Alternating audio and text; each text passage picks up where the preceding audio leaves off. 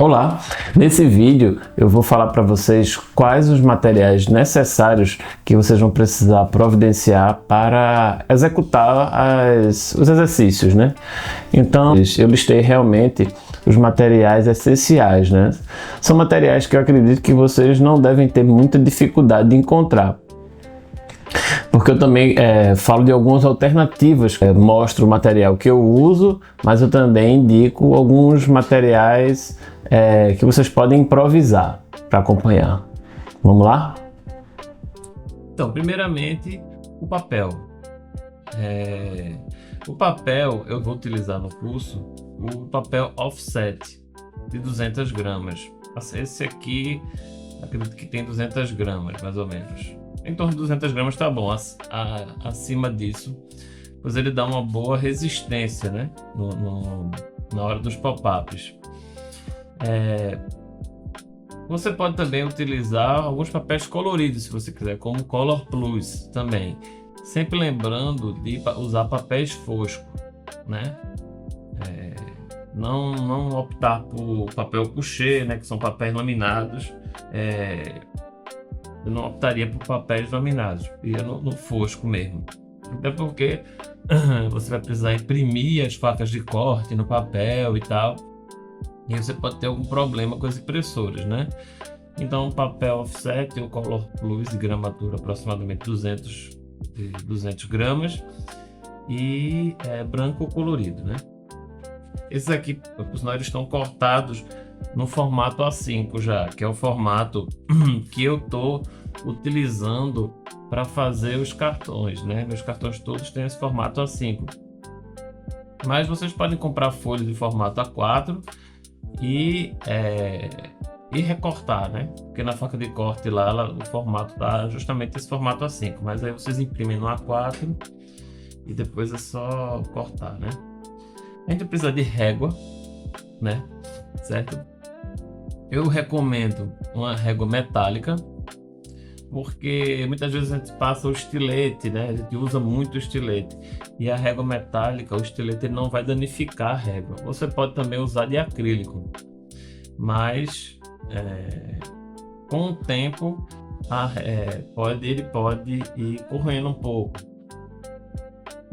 A de plástico, se você só tiver, por exemplo, a de acrílico ou a de plástico, você pode usar, mas muito cuidado, né? Porque o uso prolongado você vai criando, certo? Mas para começar, você pode utilizar de preferência de metal, depois de acrílico e por último de plástico, né? Colas, eu utilizo cola branca e eu gosto de colocar nesse tipo de pote, né? Porque somente se for para colar superfícies maiores, né? Como uma folha inteira sobre a outra, então eu passo o pincel e melo no papel, né? Passo o pincel aqui dentro, no papel, ele fica super interessante. Depois até fácil de limpar o pincel, porque é cola branca, depois sai tranquilamente com água, mesmo que a cola tenha secado no pincel, a cola sai tranquilamente. A gente pode utilizar também cola bastão. Em algumas situações, muitas vezes, se a superfície não é tão grande e tal, o acabamento pode ficar melhor com a cola bastão. E fita dupla face, que é super importante, porque vão ter várias situações onde a gente vai estar colando vários mecanismos árvores ao mesmo tempo. Se a gente for usar as colas, a cola ela tem um tempo de secagem, né? E aí você vai demorando demais, o trabalho fica lento, né? Porque você vai ter que colar uma peça e esperar secar, colar uma peça e esperar secar. Então a gente utiliza bastante cola dupla face. O estilete, eu estou usando esse tipo bisturi, mas você pode usar o estilete normal, aquele estilete mais tradicional, né? Também. Isso aqui é um boleador, parece uma caneta esferográfica, mas no final a ponta dela ela é arredondada, não tem tinta, né? Era só uma peça, vamos dizer assim, com a ponta arredondada que serve para a gente fazer os vincos. Eu utilizava muito antigamente um clipe metálico, né? Que ele tem aquela forma boleada. É só colocar a régua e passar assim, né? E ele vai criando um vinco. Você pode usar a mesma coisa com o clips. Usei bastante durante um bom tempo isso. Eu adquiri um boleador. Esse boleador tem de vários diâmetros aqui. E a tesoura, né? Que utiliza bastante para cortar. Às vezes eu corto a fita dupla face, né? Utilizo a tesoura para cortar o papel também, as abas, colagens menores. E assim, o estilete, voltando um pouco, o estilete também ele é muito útil na hora que você vai fazer alguns tipos de manobra um pouco mais delicadas. Eu gosto de utilizar muito o estilete. E uma mesa, uma superfície como essa que você encontra em alguma dessas casas específicas de artista, que serve para você cortar, trabalhar em cima, principalmente quando você vai passar o estilete, né? Vai que você resolve cortar numa mesa de madeira, aí vai acabar danificando a mesa. Então eu utilizo isso.